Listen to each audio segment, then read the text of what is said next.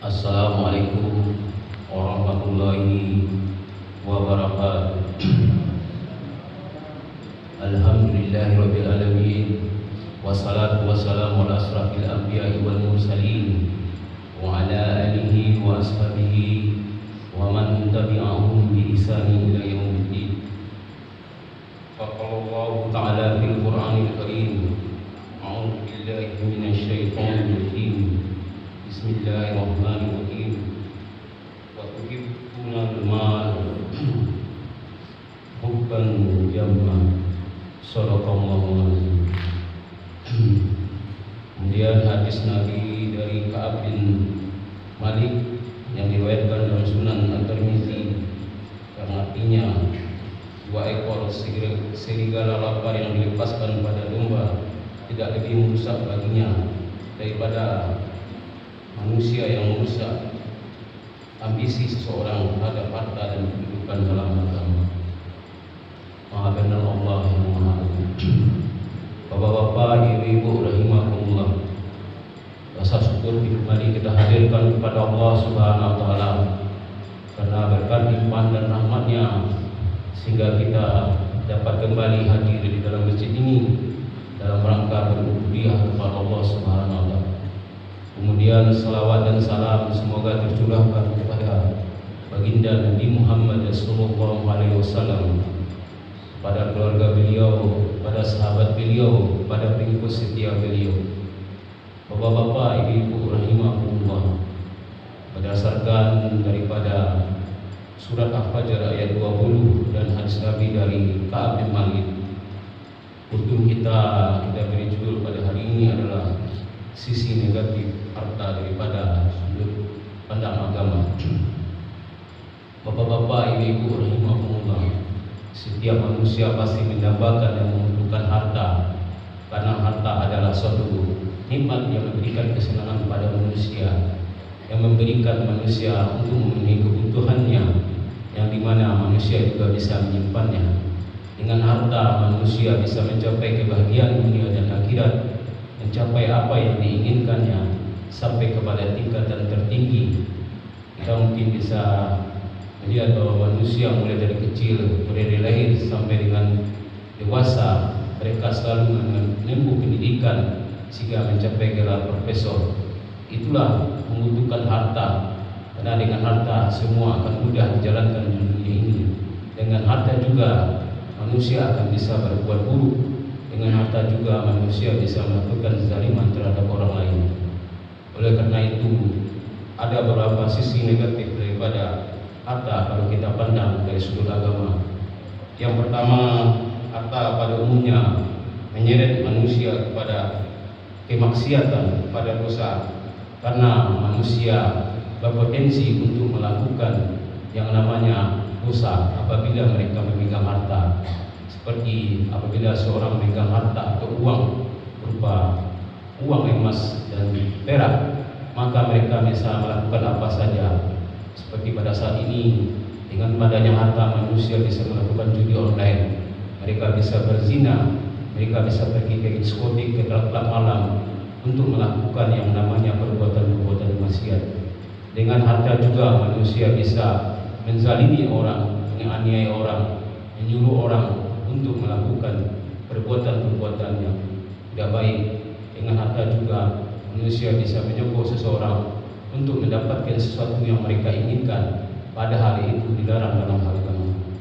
Kemudian harta juga mendorong manusia untuk berfoya-foya dalam menikmati harta. Mungkin kita bisa lihat berapa orang yang memiliki harta yang cukup banyak, mereka memiliki berapa mobil, padahal mobil itu dibutuhkan hanya satu, tetapi mereka memiliki mobil 2, 3 sampai dengan 10 yang mereka pajang di garasi mobil mereka, padahal kebutuhan mereka hanya satu. Dan itu harta tersebut hanya untuk berbangga-bangga. Allah sudah mensinyalir dalam surat Al-Hakumut Takasur, artinya berbangga-banggalah manusia selama mereka masih di dunia. Nanti kalau mereka sudah masuk dalam kubur, baru mereka sadar bahwa harta mereka itu tidak berfungsi, tidak berguna bagi mereka, karena harta hanya tinggal di dunia, yang mereka bawa hanya amal akibat.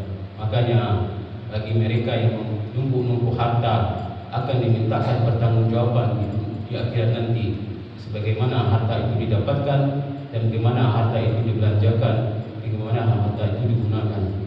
Kemudian yang ketiga, harta dapat merupakan manusia mengingat Allah, karena mereka manusia selalu menghitung-hitung harta. Mereka memberikan perhatian khusus kepada harta sehingga mereka lupa kepada Allah Subhanahu wa taala.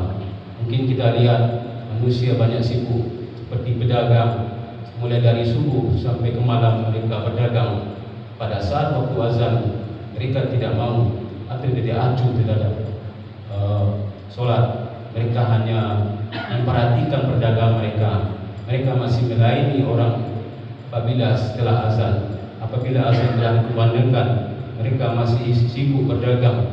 Dan juga mungkin kita lihat berapa orang pegawai swasta ataupun pegawai negeri, apabila azan sudah dikumandangkan, mereka sibuk mengerjakan tugas-tugas mereka. Yang mereka pikirkan adalah bagaimana tugas mereka di dunia selesai.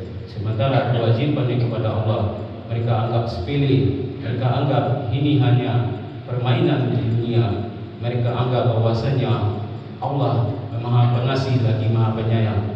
Akan tetapi kalau seandainya mereka dalam berdagang, dalam sibuk dalam bekerja, dicabut nyawa mereka, mereka baru tersadar bahwasanya tidak ada gunanya pekerjaan yang mereka kerjakan. Perdagangan yang mereka dagangkan itu tidak membantu mereka. Perdagangan yang baik adalah beribadah kepada Allah Subhanahu wa taala. Itulah manusia terlena di dunia ini karena manusia sibuk mengejar harta, sibuk memperhatikan apa gunanya harta. Pada harta yang mereka bawa itu hanya tidak berapa. Yang mereka bawa itu adalah amal ibadah yang mereka gunakan. Bapak-bapak, ibu-ibu rahimahumullah, sebenarnya harta ini bukan tercela, tapi manusialah yang tercela dalam memegangnya. Kalau manusia yang baik akan memberikan harta mereka untuk sedekah, untuk zakat, untuk berinfak, itu adalah tabung akhirat. Sementara kalau mereka tabung di bank atau di tempat lain, disimpan di rumah, itu sebenarnya bukan harta mereka. Harta yang sebenarnya adalah harta yang mereka infakkan di jalan Allah. Itulah tabungan akhirat yang nanti akan membantu mereka di dalam perjalanan menuju surganya Allah. Bapak-bapak, ibu-ibu rahimahumullah, jadi kesimpulannya adalah bagaimana harta itu kita manfaatkan, bagaimana harta itu kita pergunakan. Itulah yang terpenting.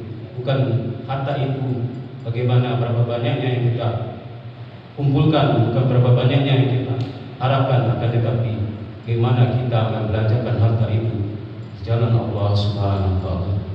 Bapak-bapak, ibu-ibu rahimahumullah, mungkin itu saja yang dapat saya sampaikan pagi ini. Mohon maaf atas segala kekurangannya. Terima kasih atas segala perhatiannya. Assalamualaikum warahmatullahi wabarakatuh.